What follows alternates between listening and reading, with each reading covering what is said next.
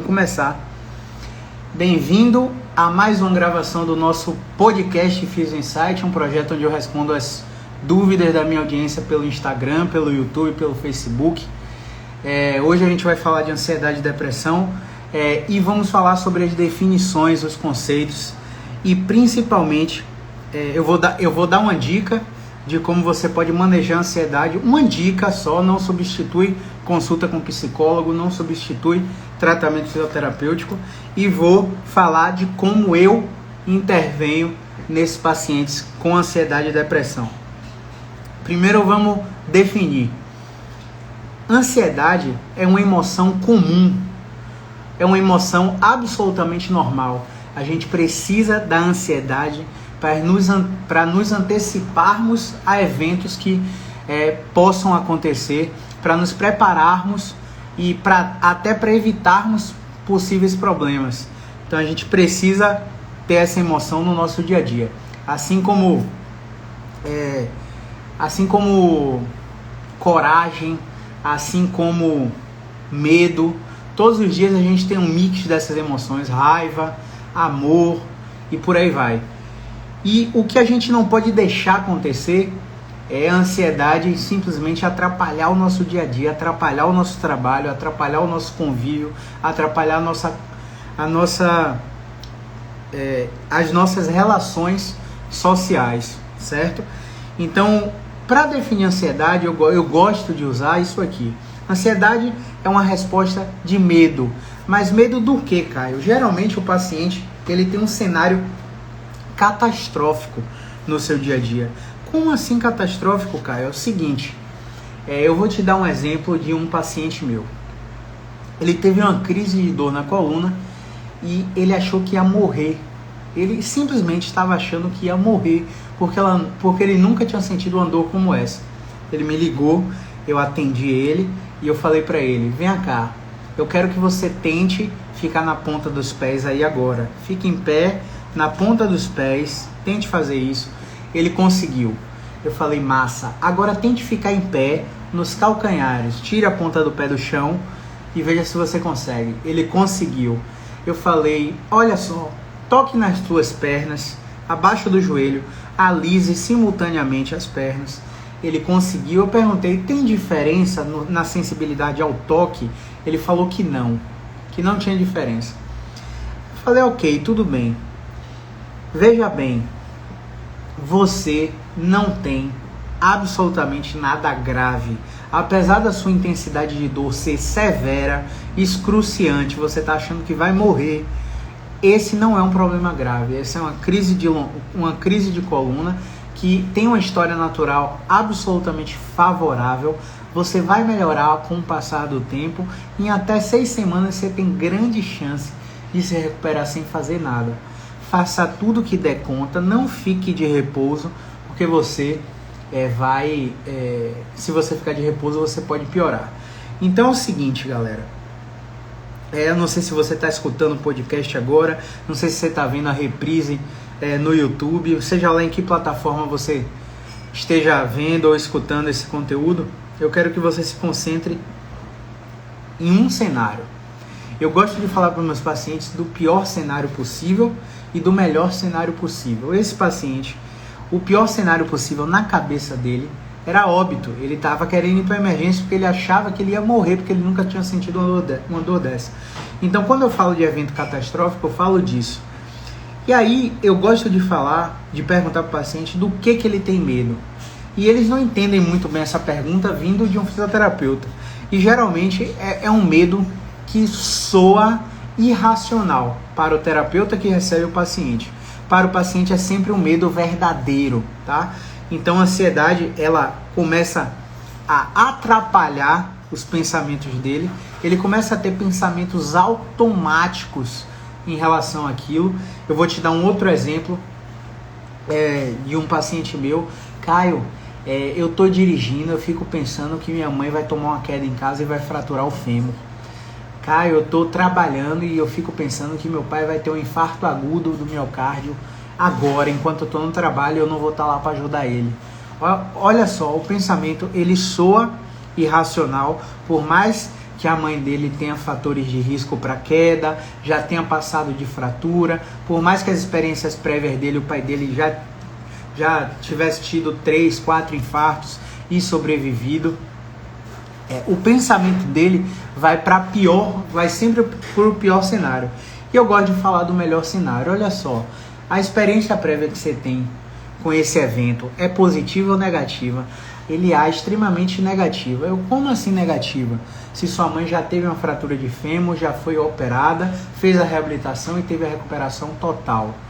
Olha só, o cenário no médio e longo prazo é que se isso vier a acontecer, ela já tem uma experiência de recuperação funcional plena e você vai saber lidar com esse evento.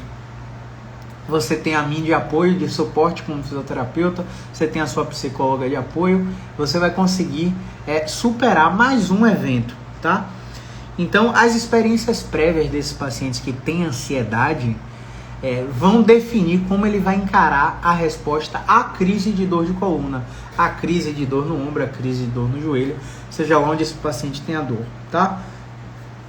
E eu gosto de perguntar para os pacientes o seguinte: quais são os gatilhos que despertam a sua ansiedade?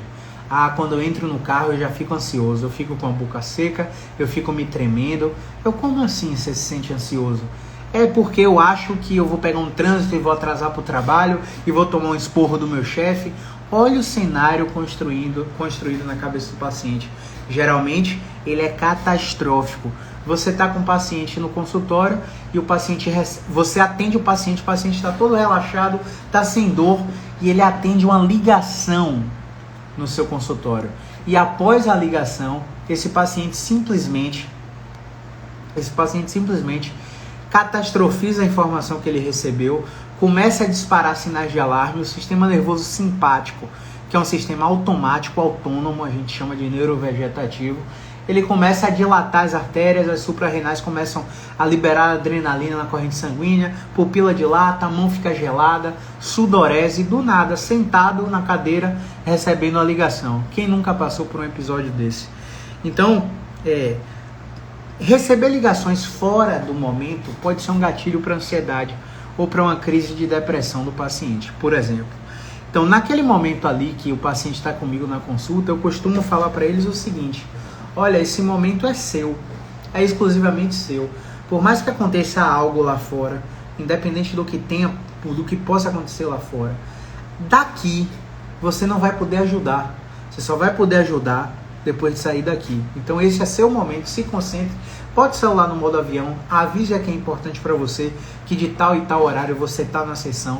Porque nesses pacientes que têm ansiedade, que têm depressão, muitas vezes eu preciso trabalhar em neuromodulação. E para isso eu uso terapia manual, eu uso acupuntura, eu uso mindfulness, eu coloco sons específicos de meditação para que o cérebro desse paciente, ao escutar esses tipos de músicas, frequências sonoras específicas, vão fazer com que ondas cerebrais alfa comecem a serem liberadas na corrente elétrica cerebral e esse paciente tem um estado de relaxamento profundo. Alguns estudos com neurofeedback mostram que em sessões como essa, o paciente consegue induzir sono REM. E quem é meu paciente sabe, paciente de enxaqueca, paciente de insônia, babam na maca, roncam na maca. A gente induz o sono mesmo nesse perfil de paciente. Teve uma paciente minha que falou que ficou de cama 3 dias, como se estivesse mole, com febre, com Covid. Não era febre nem Covid. Era o reflexo do sistema nervoso autônomo que estava acontecendo naquela paciente depois dos estímulos manuais e dos estímulos das agulhas em pontos específicos. Eu gosto de brincar com meu paciente com ansiedade o seguinte: o último evento de ansiedade, quanto tempo ele durou? Porque o paciente sempre acha, ou ansiedade, ou síndrome do pânico, ou depressão, o paciente sempre acha que aquilo ali é a pior experiência que ele pode viver na vida. Mas se ele parar para pensar nas experiências anteriores, ele também achava que era o pior evento que ele teve na vida, e com 30, 40 minutos a sensação passou e ele agiu como se nada tivesse acontecido. Então, muitos pacientes com ansiedade, com depressão, relatam isso. Então eu vou dar um exemplo de um caso meu. Quem me acompanha há muito tempo, quem é raiz, sabe que eu sou ex-fumante. Em 2012 eu comecei a fumar, uma das piores escolhas de minha vida. Em 2015, em novembro de 2015, eu consegui largar o cigarro. E não foi, tipo, meu pai fumou 20 anos, só para você ter uma ideia. E o que é que acontecia? Meu pai largou sozinho, sem precisar remédio, sem precisar psiquiatra, sem precisar psicólogo.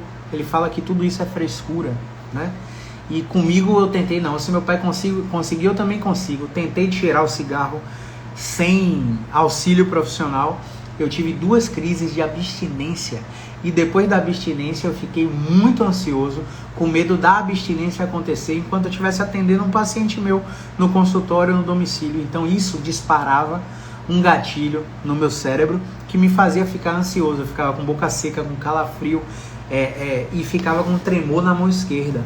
Então fiz todos os exames que você imaginar, achando que tinha um tumor no cérebro, um aneurisma e por aí vai. Ou seja, o cenário na minha situação também era catastrófico, apesar de eu não ter tido experiência prévia nenhuma com esse evento de ansiedade. Então depois que eu busquei um psiquiatra e tive que passar por 3 para achar um bom, depois que eu passei por uma psicóloga, tive que passar por 3 para achar uma excelente, eu consegui largar o cigarro. Então, os eventos de ansiedade, no meu caso, eles passavam de 30 minutos, de 20 minutos, eles aconteciam 3 vezes na semana, logo depois que eu larguei o cigarro, e ele passou a acontecer uma vez a cada 2, 3 meses. Veio a pandemia, eu tive nesses 6, 7 meses eu tive 2 ou 3 eventos de ansiedade ligados ao isolamento, à quarentena, a toda a incerteza que o momento exige. Então, como você pode ver, a minha intervenção no paciente com ansiedade e depressão, na consulta, é essa que eu estou fazendo com vocês aqui agora, que eu estou conversando com vocês aqui agora. Chama-se educação. A intervenção em educação é o melhor sinal que qualquer profissional de saúde tem para conscientizar um paciente sobre os principais aspectos do problema. Então eu vou dar uma dica para vocês que têm ansiedade. Essa dica chama-se registro de pensamentos disfuncionais. Então uma das bases da terapia cognitivo-comportamental é explicar como a cognição e o comportamento são desencadeados após eventos emocionais, como a ansiedade. Então, o registro de pensamento disfuncional, ele vem dizer o seguinte: você tem um pensamento automático, vou morrer, vou morrer, vou morrer, vou morrer. Você não controla ele, vou morrer, vou morrer. Essa dor vai me levar a óbito. Essa dor, eu tenho alguma coisa grave, eu tenho câncer, eu tenho infecção. É isso que o paciente pensa. Por mais irracional que pareça, o paciente chega para você pensando dessa forma. Então, esse pensamento automático, qual é o entendimento que o paciente tem dele? Em qual situação esse pensamento vem? Não, toda vez que eu tenho crise de dor lombar, crise de dor cervical, eu fico de cama e eu penso, meu Deus, eu vou morrer, não me leva não, meu Deus, eu devo estar com alguma coisa grave, eu devo estar com câncer. A situação por exemplo, à noite. Então você registra a situação em que o evento acontece. Qual é a emoção que você sente? A ansiedade não. A ansiedade você está no panorama geral. Você vai registrar a emoção que você sentiu durante essa situação. Eu me senti ansioso, eu me senti com medo, eu me senti com raiva porque eu fui no profissional e o profissional disse para mim que isso nunca mais ia acontecer. Enfim, você vai registrar a emoção. Então, situação, emoção, você vai registrar o pensamento automático e qual comportamento você teve. Por exemplo, o meu comportamento era respirar lento e profundamente. O meu comportamento era sentar de frente para a janela e simplesmente meditar. Fazer uma meditação guiada. Quem não conhece o app, o Headspace é um aplicativo que a gente usa para meditar. Perfeito o aplicativo. Tem vários outros, eu uso o Headspace. E é uma ferramenta excelente para quem tem ansiedade, para quem tem depressão. Quais são as evidências contra esse evento? Como assim, Caio, as evidências contra? Por exemplo, eu vou te dar um exemplo meu também. Eu tinha muito medo de avião. Eu não subia em avião de jeito nenhum. E aí, eu ficava muito ansioso, eu ficava com tremor nas mãos, eu ficava com a boca seca, eu ficava com falta de ar, toda vez que eu tinha que me submeter a algum tipo de viagem de avião. E aí eu registrei a situação, andar de avião. Qual a emoção que eu senti? Medo. Qual o pensamento automático? O avião vai cair, o avião vai cair, o avião vai cair. Quais as evidências contra a queda do avião? Eu falei, olha, se você parar para analisar as estatísticas, simplesmente andar de carro é muito mais arriscado do que andar de avião. Andar de carro é muito mais arriscado do que andar de avião. Os acidentes são muito mais frequentes na estrada do que no avião. De cada 700 mil voos, um avião cai. E aí você fica pensando, nossa, como o meu pensamento é irracional. Quais as evidências a favor de eu não andar de avião? As evidências a favor foi que o avião da Chapecoense, que Deus o tenha, caiu. Um técnico faleceu, vários jogadores faleceram, um repórter e um lateral praticamente sobreviveram. Então eu tinha uma evidência a favor do meu pensamento catastrófico, que me gerava ansiedade, que era a queda do avião da Chapecoense. Mas eu tinha várias evidências contra o meu pensamento catastrófico. E aí, qual seria o pensamento compensatório? O pensamento compensatório foi o seguinte, olha, eu tenho muito menos risco de morrer se eu for de avião do que eu for de carro. Então é muito mais seguro eu estar no avião. E acabou com o meu medo de avião. Acabou completamente com o meu medo de avião. Tanto é que de 2018 para cá, eu viajei praticamente todo mês para BH e para Rio, fazia agenda lá, fazia pós-graduação lá, indo e voltando para cima e para baixo, numa correria estúpida até essa pandemia vir e fazer a gente dar um freio, mas nada é por acaso. Mas você entendeu basicamente como funciona o registro de pensamentos disfuncionais? Você vai pegar qual o entendimento que o paciente tem sobre ansiedade. Lembrando, você não vai fazer terapia com o paciente. Você só vai dar essa dica e vai encaminhar para o psicólogo, tá? Então a dica é, qual é o entendimento que o paciente tem sobre ansiedade, quais as situações que a ansiedade se desencadeiam, qual a emoção que ele sente, qual é o pensamento automático que vem à tona, que comportamento ele tem perante esse pensamento automático, quais são as evidências contra o pensamento automático dele, que é nocivo, é ruminativo, quais as evidências que ele tem a favor do pensamento dele. E tirando, contrabalanceando, subtraindo evidências contra versus evidências a favor, qual é a conclusão? Qual o pensamento compensatório? No meu exemplo, olha, hoje eu consigo viajar de avião tranquilamente, sem nenhum medo, sem ansiedade. E caso as evidências a favor do pensamento automático sejam maiores do que as evidências contra o pensamento nocivo, que é o pensamento automático que desencadeou a ansiedade do paciente, aí o paciente tem que trabalhar com solução de problemas, ver quais são as alternativas para solucionar. E geralmente as alternativas estão dentro da terapia cognitivo-comportamental, que só o psicólogo vai poder fazer. Então essa é a dica para você amenizar, gerenciar quadros de ansiedade, ok? Agora vamos lá. Qual é a intervenção de fato que eu, como fisioterapeuta, utilizo nos pacientes com ansiedade? Como você viu desde o início da live, a gente tem a intervenção baseada em educação, conscientizar o paciente sobre o problema e falar sobre esses aspectos, quais são os gatilhos, quanto tempo dura, quais são as experiências prévias, do que o paciente tem medo, se esses quadros de ansiedade estão gerando incapacidade ou não, estão tendo prejuízos nas relações sociais, nas relações de trabalho ou não. Você precisa também diminuir a catastrofização do paciente. Então a intervenção baseada em educação vai de acordo com isso.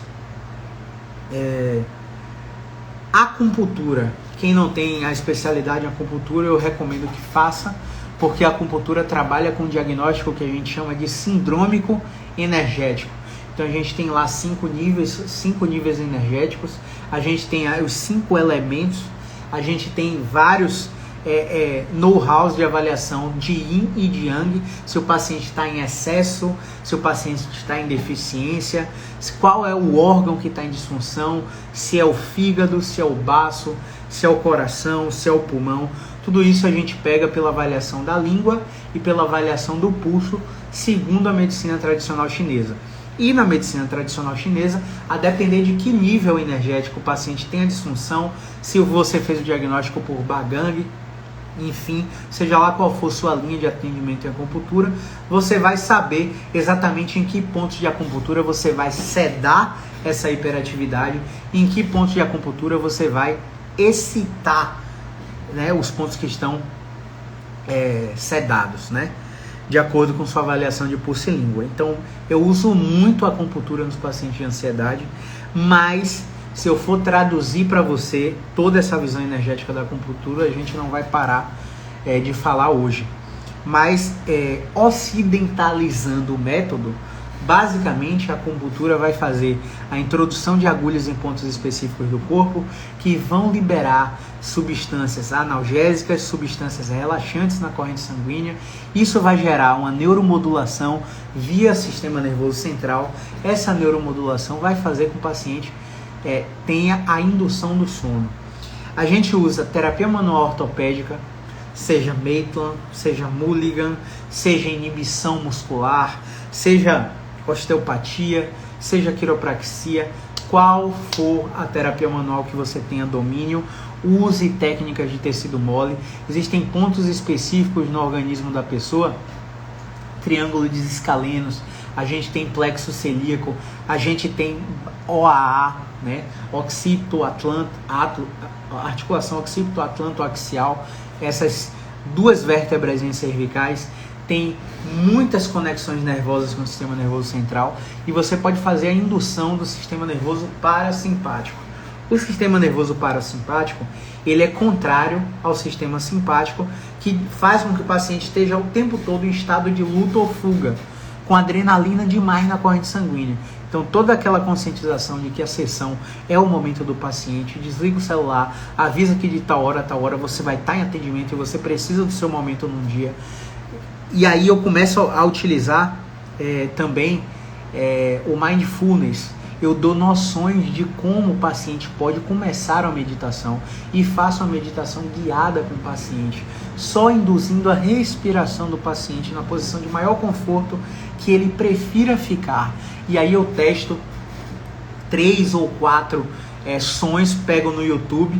Geralmente eu uso o perfil da On Harmonics, que é um perfil que eu gosto muito de meditação, e eles têm sons específicos lá que o paciente consegue induzir ondas cerebrais alfa, que vão fazer com que esse paciente entre em estado de relaxamento profundo, como se ele estivesse em sono REM.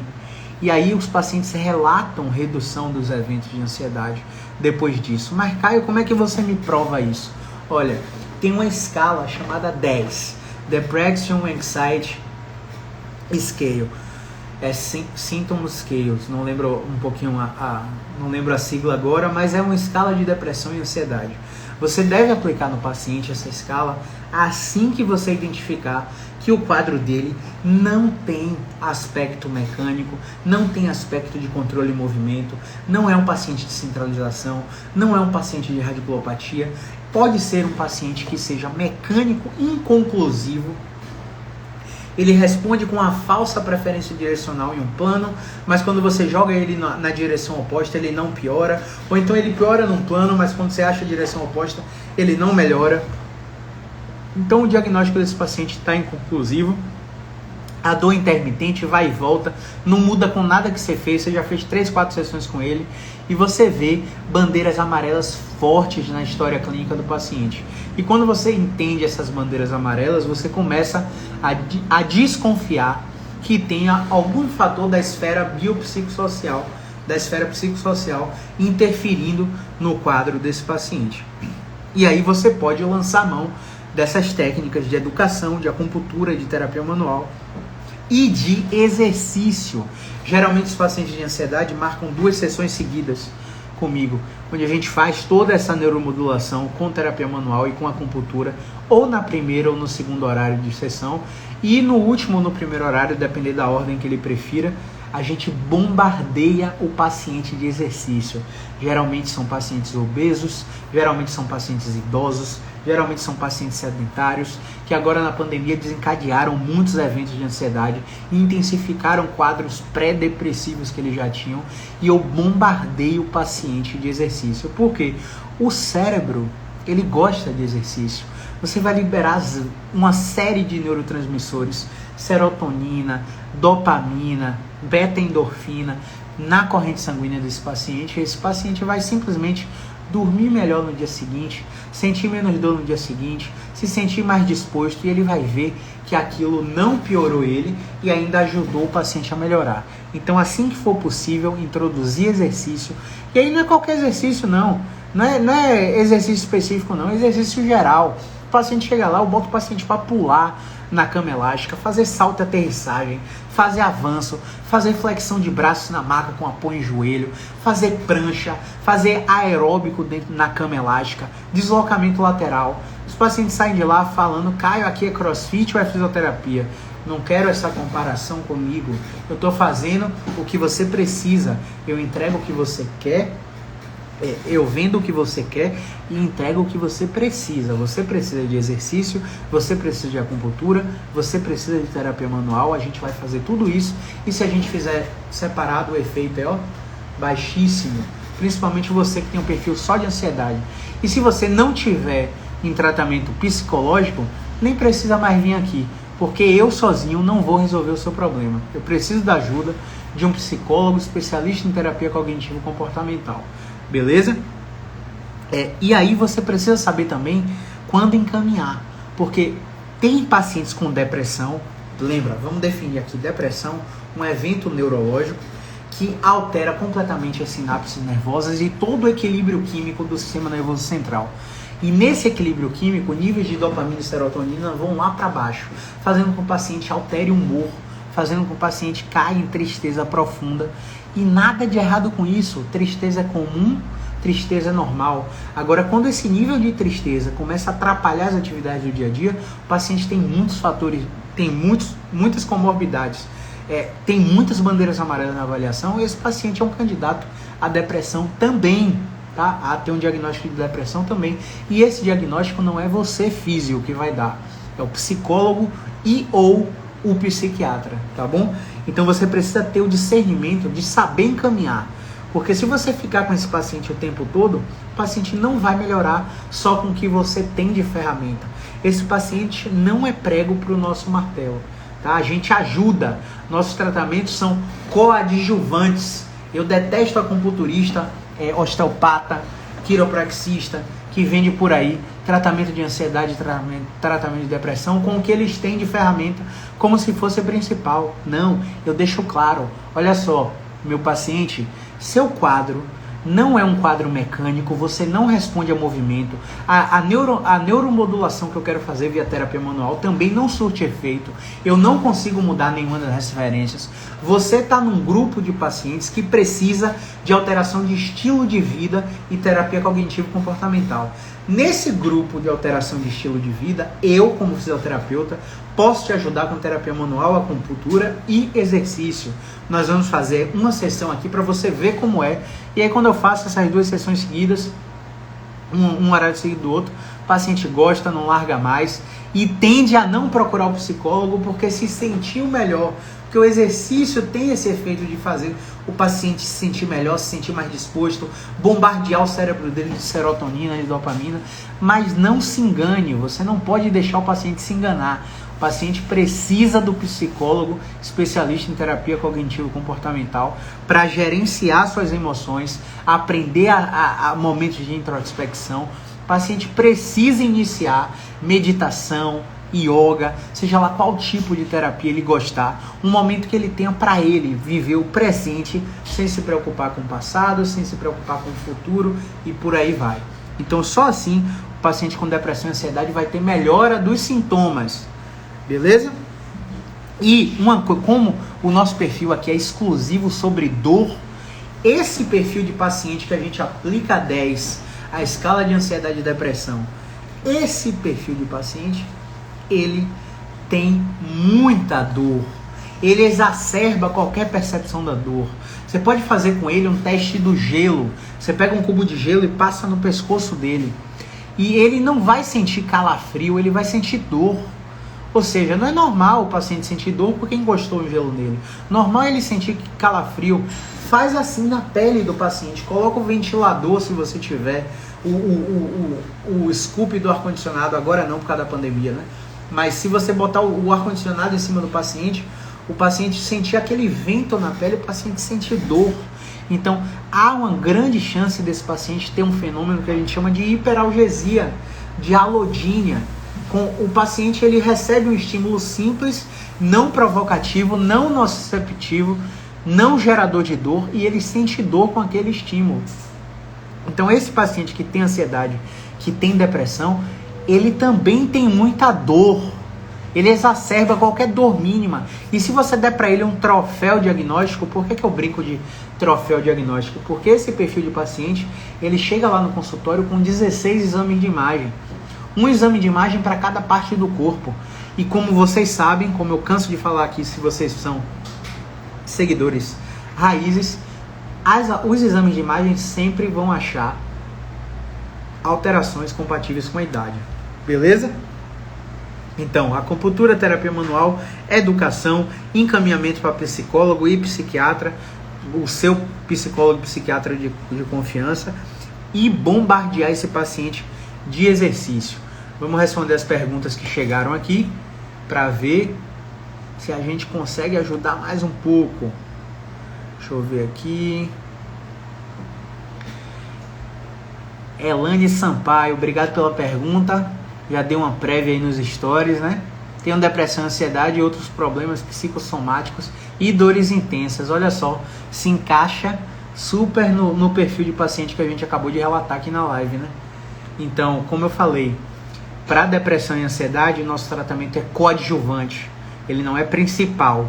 O principal é psicologia, tá? Procure um psicólogo para te ajudar com a ansiedade, com a depressão, com estratégias efetivas para isso. E o psicólogo ele vai julgar se a terapia cognitiva vai ter efeito em você, vai ter uma resposta. E caso não tenha uma resposta satisfatória, ele vai mandar para o psiquiatra. E o psiquiatra, em conjunto com o psicólogo, vão ajustar esses fatores psicossomáticos aí que você relatou. E com certeza, se você tiver em acompanhamento psicológico, suas dores vão deixar de ser tão intensas. Em relação à dor, conta comigo. Em relação à depressão e ansiedade, eu ajudo, mas não sou o tratamento principal. Procura um psicólogo, beleza? Vamos ver aqui mais.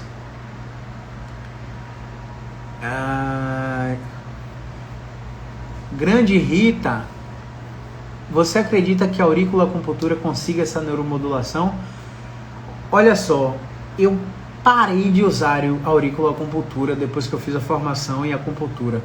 O curso de auriculoacupuntura foi muito bom, eu fiz com o Renato, acho que todo mundo conhece aí o Renato Almeida, grande acupunturista aqui da Bahia, e usei a torta e a direito no início do curso. Quando eu terminei a pós-graduação em acupuntura, eu vi que eu consegui, não tinha diferenças clínicas no paciente que eu fazia só acupuntura e no paciente que eu fazia acupuntura e aurículo. E geralmente os pacientes de aurículo não me traziam feedbacks tão positivos como os pacientes de acupuntura. Pela teoria, pelo Maciossia, né, Fundamentos da Medicina Chinesa, ele tem pontos auriculares que induzem a neuromodulação por via energética, principalmente os pacientes que têm excesso do Qi e do Shui, principalmente do fígado, fazendo com que haja alguma congestão, algum confluxo lá no fígado, e aí você precisa sedar muito os pontos como F2, usar G4 junto. Então, nesses pacientes, se você botar uma combinação de rim, se você botar uma combinação de ponto ansiedade, se você colocar uma combinação de fígado e de baço, os pontos específicos na orelha, você pode conseguir essa neuromodulação. Mas eu não faço isso, porque eu entendo que eu tenho recursos mais fortes do que a auriculoacupuntura, e quando eu combino as duas, o paciente vem com o mesmo feedback de quando eu não uso. Não sei se deu para entender, mas se não ficar muito claro, você me manda um direct que eu tento explicar melhor, tá? Vamos lá.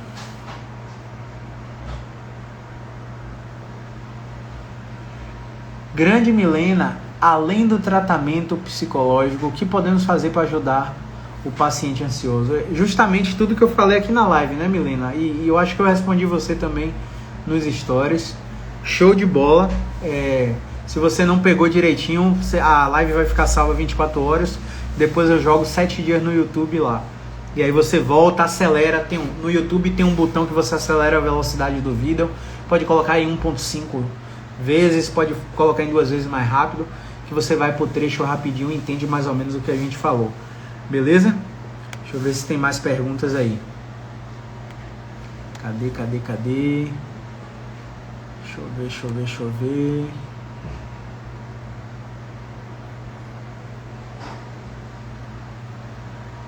Não consigo andar nem ficar em pé mais 5 minutos. O que fazer? Fiz exame de osteófito e degeneração na certa, né?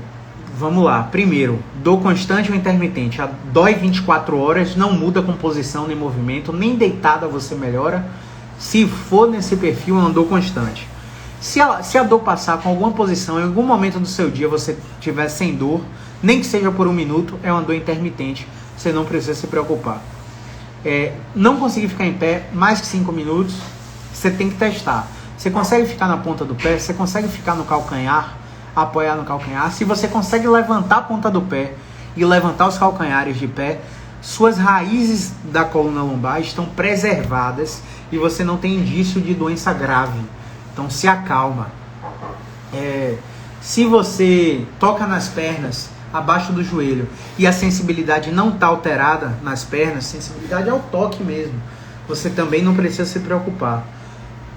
Se você está com anestesia em cela, se sua genital está anestesiada, é um sinal que você precisa investigar mais a fundo. Eu recomendo que você vá para emergência.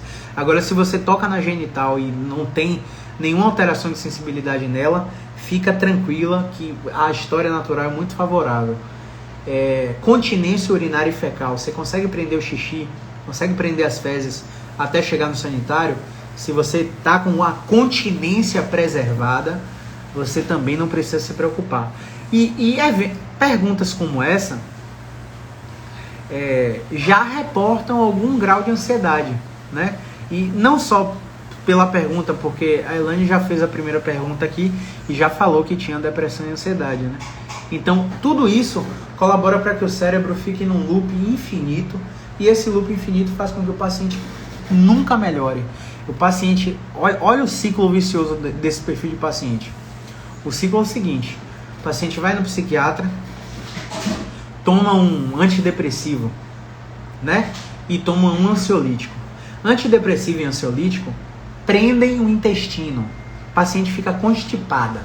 Intestino e cérebro são ligados através do eixo hipófise hipotálamo intestino, e esse eixo fecha, fazendo que a produção de serotonina caia. A produção de serotonina endógena cai, né? O paciente começa a usar estabilizador de humor, fica dependente da droga e continua constipada. A constipação hiperexcita o cérebro, que começa a detectar ameaça numa estrutura chamada amígdala, córtex cingulado anterior, córtex pré-frontal, áreas somatosensoriais primitivas e o sistema límbico, que está intimamente ligado com as emoções, o sistema de cultura e crenças do paciente. Então, se o paciente acredita que todo esse loop infinito ele está com alguma doença grave, ele acha que a vida dele acabou, que ele não consegue trabalhar, que ele não consegue fazer nada, e ele entra num comportamento de vitimismo, sai de um loop de enfrentamento, e se ele não tem enfrentamento, ele praticamente se entrega ao diagnóstico, se entrega à doença. Então, esse geralmente é um sistema convencional. Para esse perfil, você precisa estar não só com psiquiatra. Você não pode estar só com psiquiatra, de jeito nenhum. É possível que você esteja só com psicólogo. Tudo bem, o psicólogo está conseguindo gerenciar seu quadro. Isso é possível. Mas só com psiquiatra, não. Por quê? Não é porque é ruim, é ótimo. Tem paciente que precisa e é válido. Mas só o psiquiatra, ele te dá recursos externos, exógenos. Você coloca a droga de fora para dentro do sistema e o seu sistema nunca se autorregula. Hipófise, hipotálamo, hipocampo, sistema intestinal, nunca se autorregula porque você está precisando de um recurso externo. Faz sentido ou não? Então, quando você está com um psiquiatra e psicólogo, o psicólogo trabalha a sua mente para que você tenha recurso interno. Para que um momento do tratamento, o recurso interno seja tão forte quanto o externo, que você comece a desmamar o externo. Tem paciente meu que desmama Rivotril do nada. E aí tem crise de abstinência. Já falei, pessoal, eu não sou médico, cada um no seu quadrado. Fisioterapeuta é fisioterapeuta, médico é médico, psicólogo é psicólogo, educador físico é educador físico, dentista é dentista e enfermeira é enfermeira.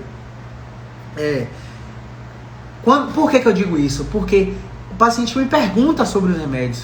E por eu ter estudado, por eu ter feito formação em UTI, a gente tem acesso a conhecimento de corticoide, ansiolítico, antidepressivo, sedativo, por causa do ambiente que a gente trabalhou em UTI em 2014. Então a gente conhece um pouco da fisiologia da droga, mas a gente não pode prescrever nem retirar a droga de nenhum paciente que está com ansiedade.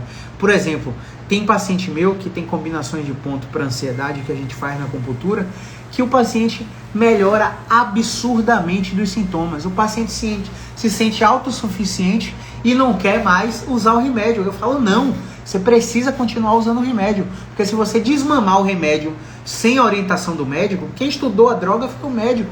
Você tem que voltar no médico e falar, tô fazendo acupuntura, tô fazendo osteopatia, tô fazendo terapia manual, tô me sentindo menos ansiosa, menos depressiva, tô fazendo exercício, e você acha que eu ainda tenho que continuar com o remédio? Vamos tirar o remédio, mas vamos tirar com um protocolo. Ele bota dia sim, dia não, reduz 25% da dose. O protocolo de desmame da droga é o médico que vai dar, não o fisioterapeuta.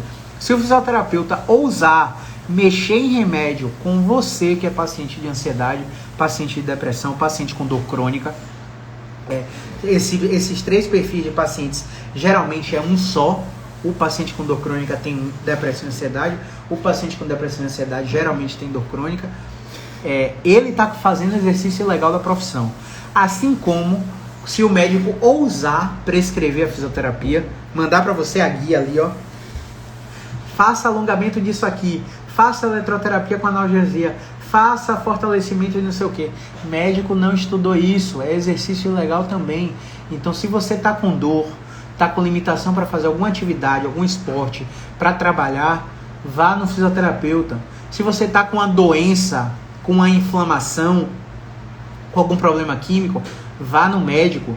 Se você quer emagrecer, se você quer melhorar sua saúde, seu colesterol, seus marcadores bioquímicos, vá no nutricionista. Se você quer um treinamento desportivo, um treinamento atlético, vá no educador físico. Se você acabou de ter filho, está amamentando, procure uma enfermeira. Geralmente enfermeiros têm muito conhecimento nesse know-how neonatal, nesse know-how pós-gestacional. Então, cada profissional atua nas suas delimitações. Eu repito, para finalizar essa live, acho que não teve mais perguntas, né, galera? Se tiver, joga aí. Mas para finalizar essa live, eu repito, ansiedade e depressão são problemas que acontecem com muitos pacientes. E a fisioterapia não tem um tratamento principal para esses problemas. A fisioterapia é coadjuvante. Se ela estiver sozinha, não vai ter jeito.